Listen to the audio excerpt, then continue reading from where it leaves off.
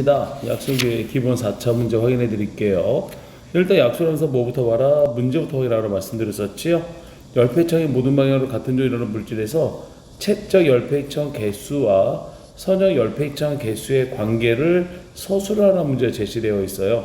여기서 중요한 포인트 뭐냐? 채적 열팽창과 선형 열팽창에 관한 내용 이야기할 수 있어야 되는 거고, 두 번째가 선형 열팽창 개수가 1, 숫자가 제시되어 있어요. 25도에서 100도씨 온도가 상승할 때야. 열팽창 개수가 제시되어 있고 길이 변화율을 계산과 함께 서술하시고 나와 있습니다. 계산식 문제예요. 세 번째, 강자성체와 반자성체의 자성 특성의 차이점을 서술하러 나와 있네요. 자, 그럼 한번 내용 정리해 보겠습니다. 내용을 봤더니 자격해 약수는 반드시 어디서 본문에 답이 있어야 됩니다. 열팽창이란 쭉 제시되어 있죠. 온도의 변화 따라 물체의 길이가 부피 등의 변한 형상을 말한다라는 뭐가 되는 거야? 정의가 나와 있죠. 열팽창 현상은 다양한 분야에서 중요하게 고려되는, 예를 들어 건축물이나 교량을 설계할 때 온도 변화에 따른 재료의 팽창과 수축을 고려하지 않으면 구조물의 균열이 생겨로 파손될 수 있다. 철도 레일을 설치할 때 레일과 레일 사이에 약간의 간격을 두는 것은 여름의 온도가 상승할 때 레일이 팽창하여 서로 부딪히지 않도록 하고, 겨울의 온도가 낮아서 레일이 수축할 때 공간이 너무 많이 벌어지지 않도록 하기 위한 것이다. 여기 열팽창에 대한 정의와 예시가 나왔다 봐주시면 되겠습니다. 자, 그러면 어떤 온도에서의 길이 이 물체의 온도를까지 올렸을 때 물체의 열팽창의 길이를 이거 좀 빠졌어요. 그쵸, 미안. 하자. 이때 물체의 길이 변화값을 처음 길이로 나눈 길이 변화율의 값은 온도 변화가 클수록 커진다. 따라서 길이 변화율은 온도 개수 변화와 개수의 곱으로 나타날 수 있으며 이때의 개수를 선형 열팽창 개수라고 한다. 아까 나와 있었지. 몇 번 문제? 2번 문제 제시되어 있죠. 열팽창 개수 제시되어 있단 말이야. 지금 우리 길이 변화율을 계산해야 된다는 얘기죠. 자, 다시 이 선형 열팽창 개수는 어떤 재료가 가열됐을 때 팽창되는 정도를 나타내는 재료의 성질이며 단위는 온도 단위의 역수로 2로 표현된다. 개수를 얻는 것과 같은 방법으로 부피를 기반해 채적 개수를 정의할 수 있는데, 열팽창의 개수의 재료 모든 면을 같은 정도로 일어나는 물질의 최저 열팽창 개수는 선형 열팽창 개수 3배 정도의 값이다. 봤더니 뭐 나왔어 여기? 자, 선형 열팽창 이야기할 수 있어야겠습니다. 개수를 얻는 것과 같은 방법으로 부피에 기반 최저 개수를 정의할 수 있는데, 재료의 모든 방향으로 같은 정도로 일어난 물질의 열팽창 개수는 개수의 3배 정도의 값이다. 자, 이게 몇 번 되는 거야? 1번 문제에 대한 답이 제시될 수 있어야겠죠. 최저 열팽창 개수와 선형 열팽창 개수의 관계 3배가 해당한다 라는 식의 이 문장에 대한 내용을 제시해 주면 되겠죠. 그랬더니 같은 방법으로 정의할 수 있는데, 여기 열팽창이 일어나는 물질의 경우 3배 값이다.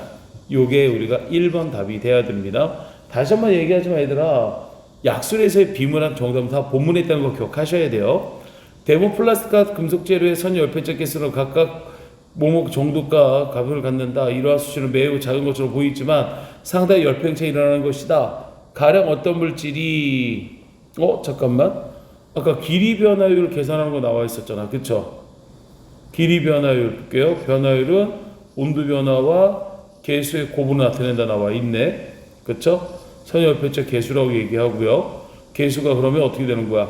길이 변화율은 선형 열팽창 개수 곱하기 온도 변화잖아. 그럼 2번을 봐봐. 선형 열팽창 1 곱하기 10의 마이너스 3도. 그쵸? 여기를 큰 가로로 묶고 곱하기 100에서 20에서 100도야. 100도 곱하기 해버리면 되는 거잖아.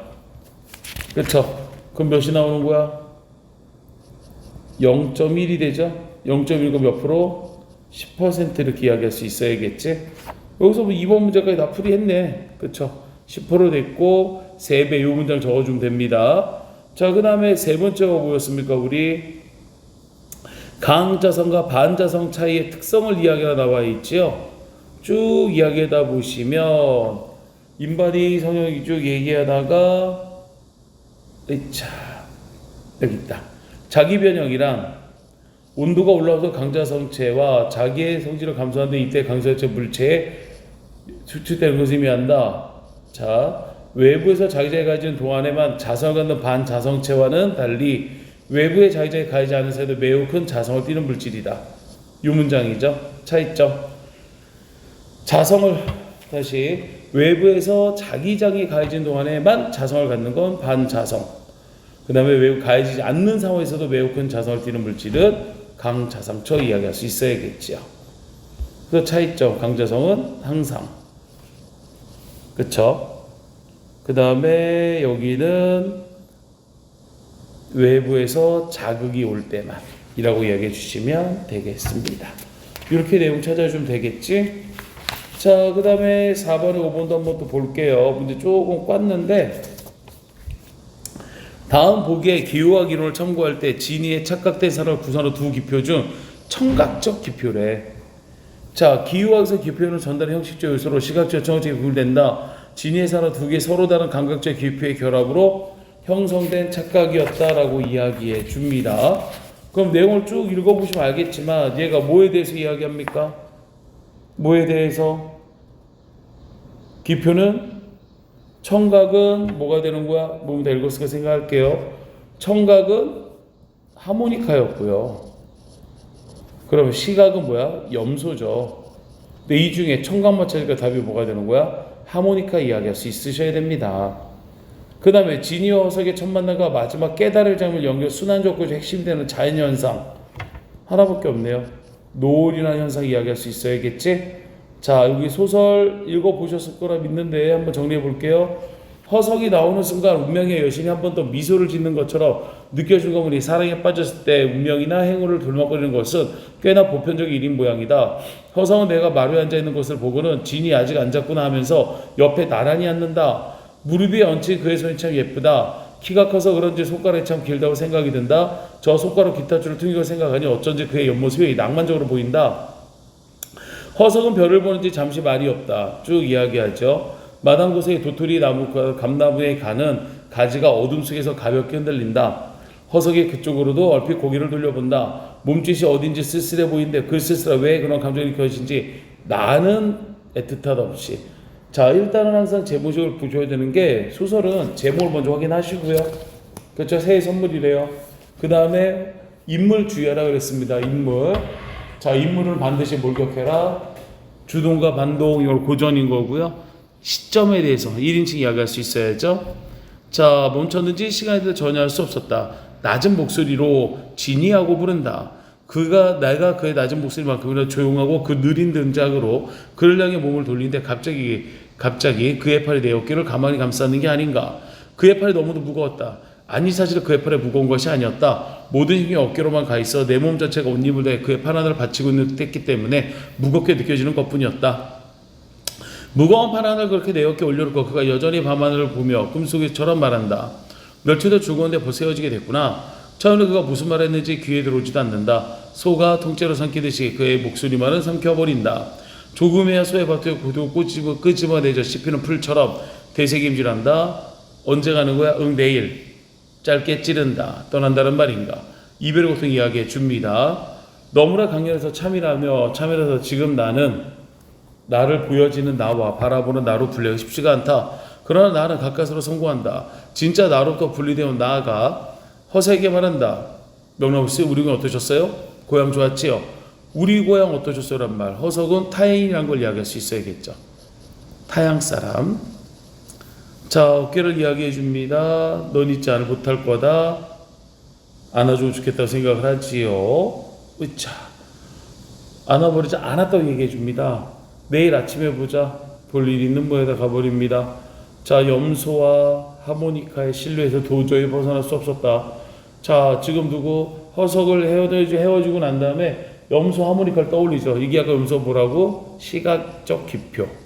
하모니카는 청각을 이야기할 수 있어야 되는 거죠. 자, 처음 와서 만난 날처럼 노을이 짙게 내려갈리고 있었다. 제시해 줍니다. 자, 읽지 않을게요. 내용 다시 한번 보시면 알겠지만요. 약술에서의 문항이나 비문항 모두 다 본문에서 답을 유추할 수 있으셔야 됩니다. 자, 나 7번 문제 확인합니다. 아이고, 오랜만에 본 유치원의 생명에서 보도록 하겠습니다. 자, 나의 지식이 독한 회를 구하지 못하고 내 또한 삶의 애정을 다 지지 못하여 병든 나무처럼 화자가 되겠죠. 새벽에 생명이 다 부대낄 때 저 먼 아라비아 사막으로 가지요. 내가 가고자 하는 소망을 이야기합니다. 그쵸? 거기는 한번 뜬 백일이 불사지게 장렬하고 일체 모든 것이 모래 속의 사멸한 영겁의 허적에 오직 알라의 신만이 밤마다 고민하는 방언이 열사의 끝. 여기가 어디야? 아라비아 사막이야. 근데 봐라, 우리가 꿈꾸고 있는 어떤 이상향적인 요소가 아니에요. 지금 소망의 대상일 뿐이지. 그 열렬한 고독 가운데 옷자락을 나부끼고 홀로 서면 시적 허용 이야기할 수 있어야겠고요. 운명처럼 반드시 나와 되어서 나는 내적 자아가 되겠죠. 하여 나라의 생명이라 그 원시의 본연한 자태를 다시 배우지 못하거든 차라리야 나는 어느 사고에 헤어없는 백골을 쪼이리라. 역시 화자예요. 자, 여기서 주의할 점이 있습니다. 여기서의 아라비아 사막은 내가 꿈꾸는 이상향이 아니죠. 극한의 공간이라 보셔야 돼요. 나를 찾기 위한 마지막 공간 이야기할 수 있어야 됩니다. 정리합니다. 화자는 나예요. 나의 정서, 생명에서에 대한 소망입니다. 미안. 나는 어떻게 되고 있어요? 소망을 빌고 있죠. 어디로? 그쵸, 아라비아 사막으로 가자라고 이야기해주고 있어요. 나의 정서는 소망과 의지를 이야기할 수 있어야죠. 근데 문제는 볼게. 다음 보기에 이분법적 사유를 참고할 때 화자가 현재 문명적 공간과 대조적으로 설정한 원시적 공간에서 사멸되는 소재, 사라진 게 뭐라 그랬습니까? 모래 속에 사멸한 영겁의 허적에 오직 알라의 신이라고 얘기하지 않습니까? 그럼 뭐가 돼요? 우리 모래를 이야기할 수 있어야겠죠. 이른이 이야기할 수 있어야겠고, 여기까지 이과 학생들이었죠. 자, 그 다음에 여기가 조금 까다롭게 얘기할 수 있었던 부분입니다. 자, 먼저 반대 1위 20, 30대 투표율에 대한 찬성 측 우려에 반박할 때 제시한 투표율의 변화 추세와 정치인의 예상에도 연결지어라 얘기해 줍니다. 자, 어디 있냐? 바로 위에 있어요. 반대 1의 주장을 보란 말이야. 선거에서 말씀하신 연립 투표율이 다른 투표율이 낮기는 했고 꾸준히 중간 추세에 있습니다. 변화 추세 얘기했죠. 또 한 표 한 표를 중심으로 정치인들의 해당 연령 유권자를 수혜시키는 정책을 갖고 있지는 않습니다. 예상에도 나와 있죠. 그럼 첫 어절 국회의원, 그 다음에 마지막 어절 지워라 뿅뿅. 좋아. 국회의원, 그 다음에 안 씁니다. 첫 어절과 끝 어절, 이 내용들을 확인할 수 있어야겠죠. 자, 그러면 이중적 성격을 나타내 찬성 1의 의견 중에 의무투표제에 대한 내용을 이야기해 준대. 찬성 1, 의무투표제는 대의민주주의를 제대로 실현하는 데 필요합니다. 대의민주에서 선거를 통해 당선된 자의 권위는 선거권의 지닌 이들의 동의에 기초합니다. 그런데 저주와 투표로 마무리된 선거에 당선자의 민을 대표한 정당을 선는다고 할 수 있을까요? 의무투표제가 아닌 자유투표제로 선거를 운영하는 나라에서 전체적으로 소소하고 여겨질 정도의 제지로 결정된 경우가 종종 생깁니다. 부딪히기 쉽습니다. 이야기해 주고요. 쭉 읽어보시면 투표로 선거에 참여하는 일은 우리에게 주어진 권리이자 의무이기도 합니다. 이게 답이 되겠죠? 자, 권리도 있지만 의무도 있다 라고 이야기할 수 있어야겠습니다. 자, 그 다음에 실질 형태소와 형식 형태소 구분하나 되어 있는데 일단 기본적으로 형태소는요, 자, 첫 번째 어근하고 접사 쪽이에요. 그래서 지금 여기 물고기 있지 않습니까? 당연하죠. 여기는 형태소는 물 플러스 고기입니다. 기억하셔야 돼요. 이게 회사표 잘 안 적어지네. 이렇게 되고요. 두 번째 어간하고 어미 쪼개야 됩니다. 쉽게 들면 잡았다 있죠? 잡았다의 어근은 잡 플러스 선어머니 앞 플러스 다 이렇게 쪼개져야 돼요. 그럼 무조건 자립부터 자립 의존을 먼저 찾아야 돼. 자립은 보자. 민수, 겨울, 그 다음에 물, 고기는 혼자 쓰일 수 있죠. 나머지 가, 한, 겨울에 를, 잡, 앗, 다가 되겠습니다.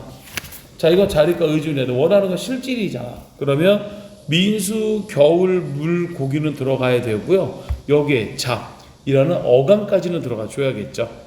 나머지 개, 한, 에, 를, 다는 형식 형태수가 되어야겠습니다. 개까지 4주차 확인해 주세요.